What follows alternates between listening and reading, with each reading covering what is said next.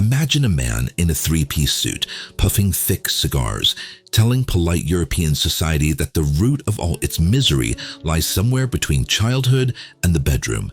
This man was Sigmund Freud. He wasn't a priest or a philosopher. He was a neurologist who assembled the most complicated owner's manual for the human soul, from your anxiety, your dreams, and your sex life. For a while, it worked perfectly because the world craved meaning, and Freud sold it by the ton.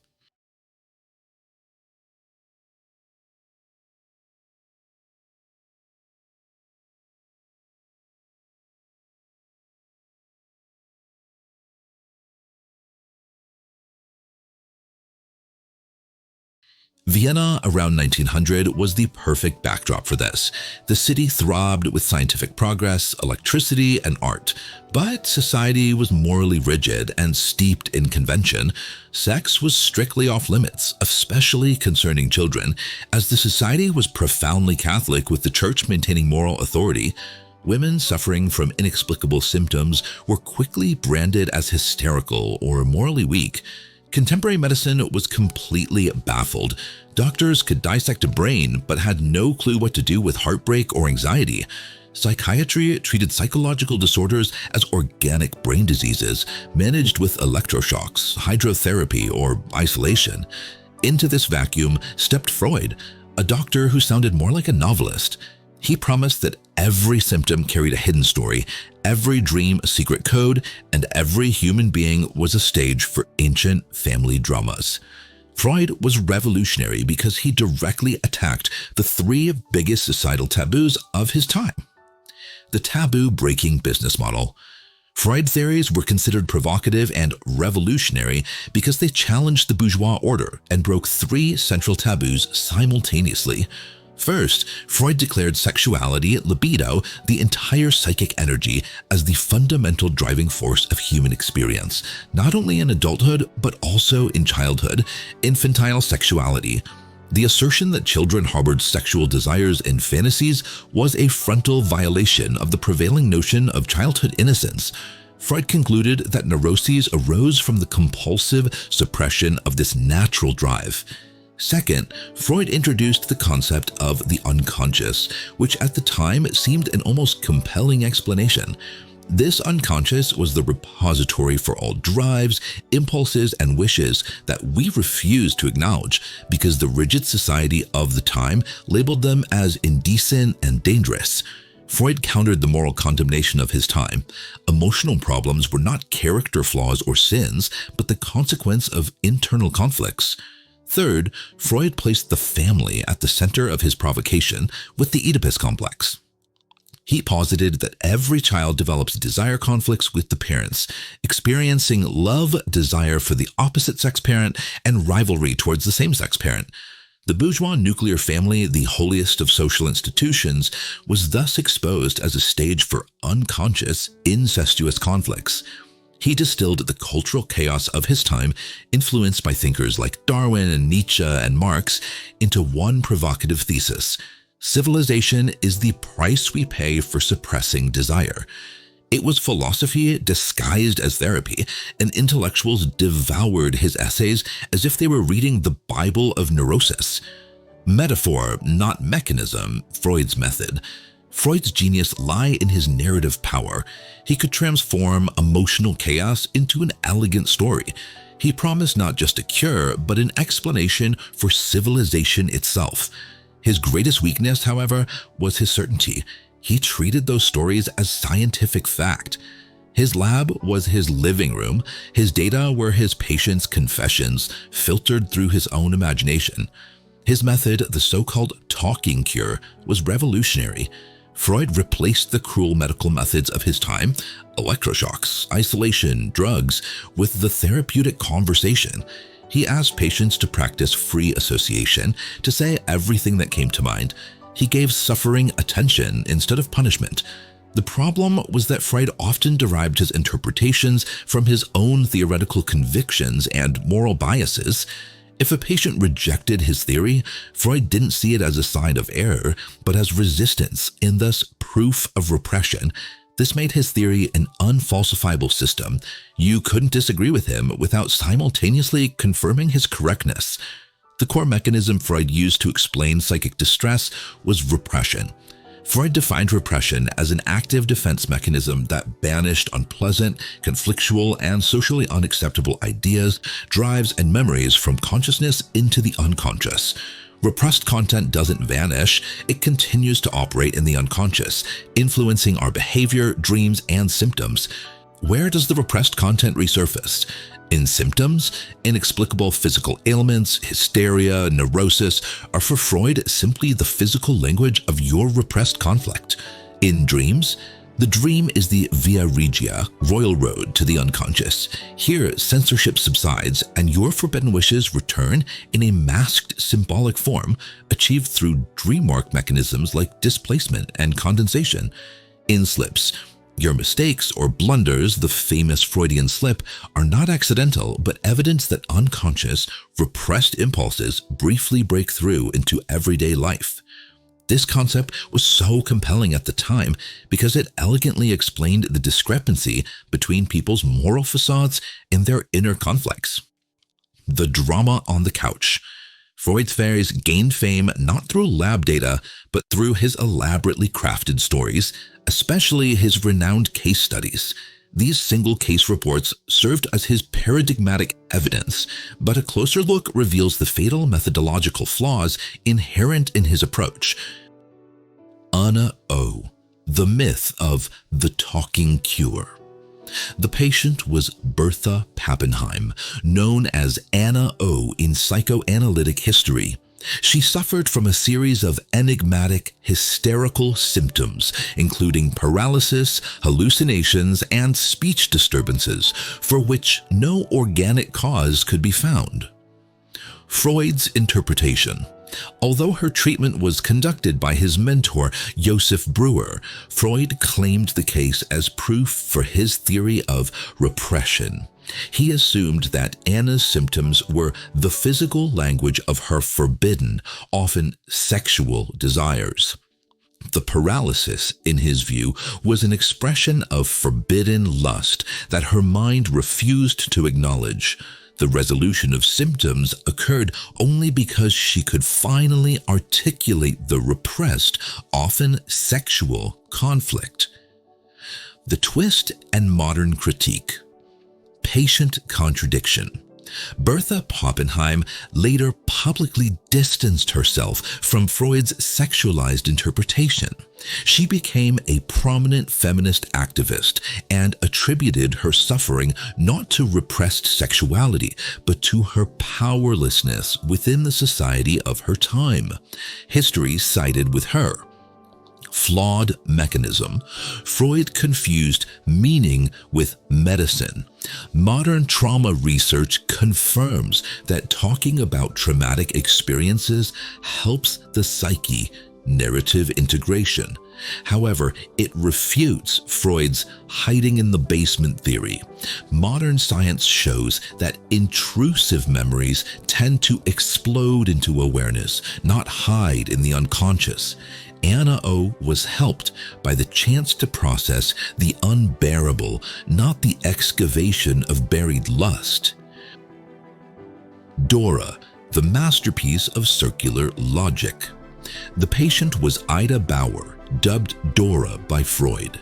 She came to him at age 18 with depression and unexplained coughing fits.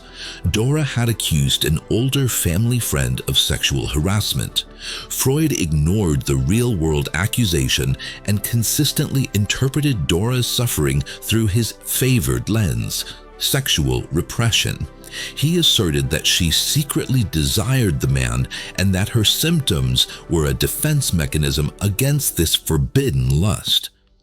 When Dora vehemently rejected his interpretation, Freud saw himself not challenged but confirmed. He wrote that her denial only proved how strong the repression was. The twist and modern critique. The problem of unfalsifiability. Freud's logic in this case was a masterpiece of circular logic. The theory was rendered immune to evidence. If the patient agreed, the theory was proven. If she disagreed, the theory was even more proven as resistance or repression. This self-sealing system is scientifically untenable today.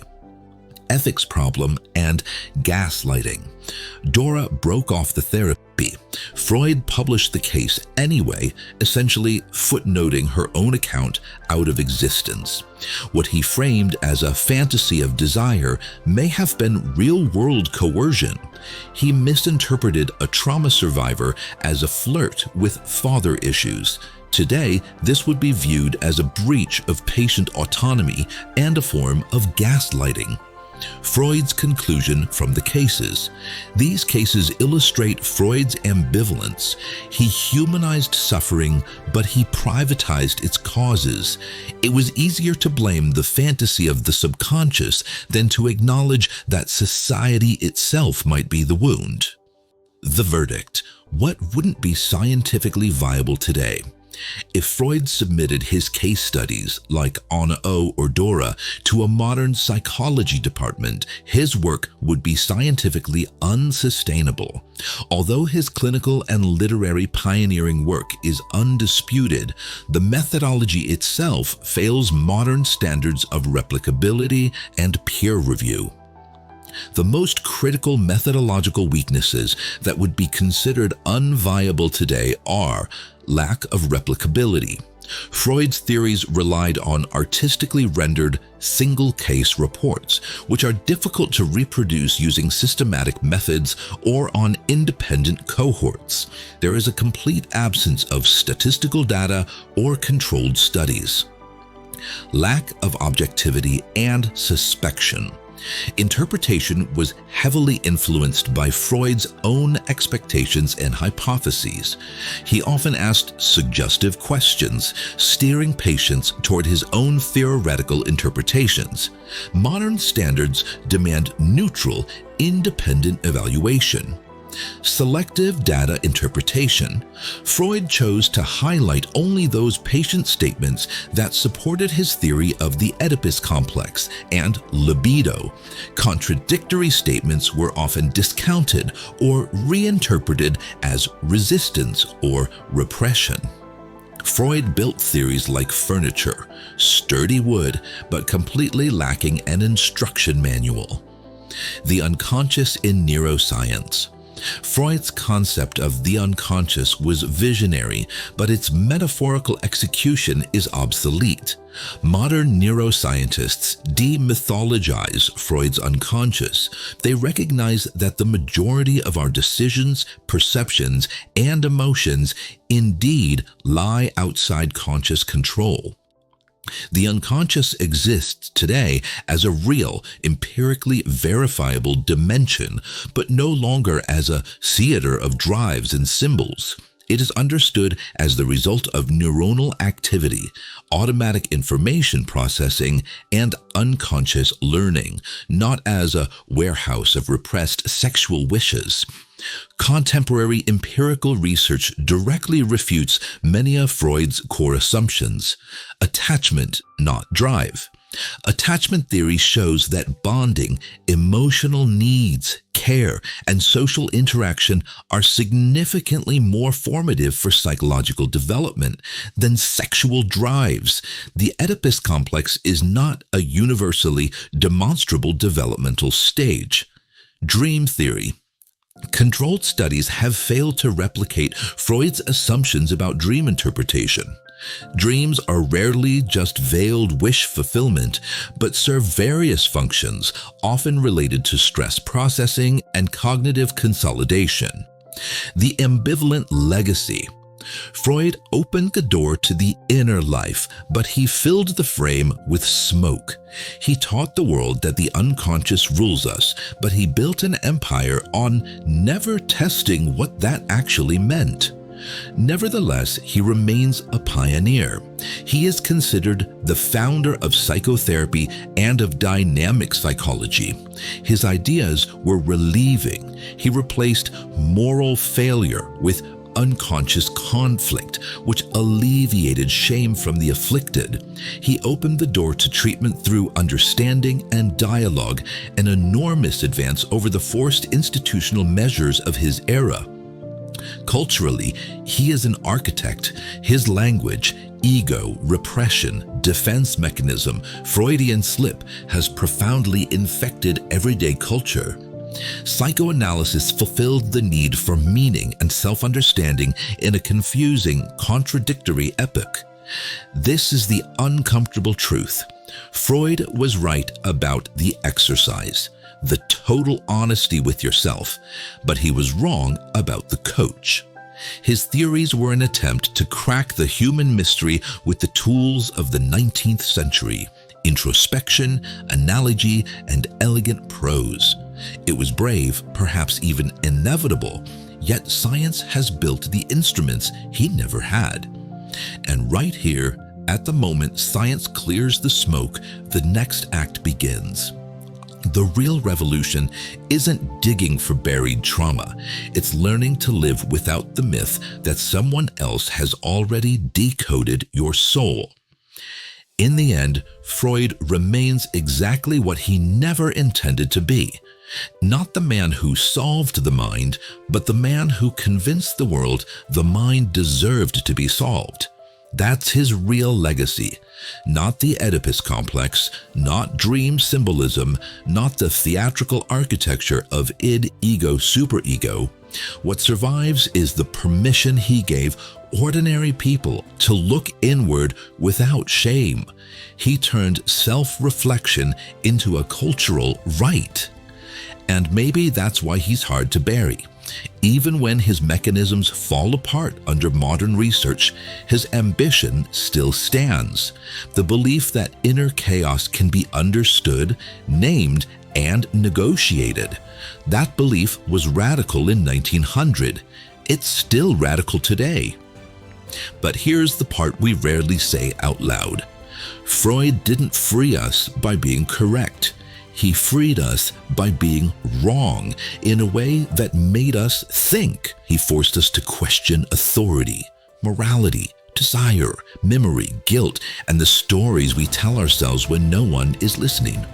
And when science finally built the tools he lacked, it didn't demolish his house, it renovated it, stripped out the superstition, kept the curiosity. So this is where we leave him. A flawed pioneer whose footprints still run through every therapy room, every self-help book, every midnight spiral where you try to figure out why your brain is staging its own private opera. You don't need a cigar, a couch, or a Viennese accent to make sense of any of that. You just need the courage to look at yourself without flinching and without the old myth that someone else already wrote your script. If this episode made you question a few truths you carried for years, good. Curiosity is the only inheritance from Freud we should keep. Stay sharp, stay honest with yourself, and remember, the unconscious isn't a dark basement full of secrets. It's just your brain trying its best with bad lighting.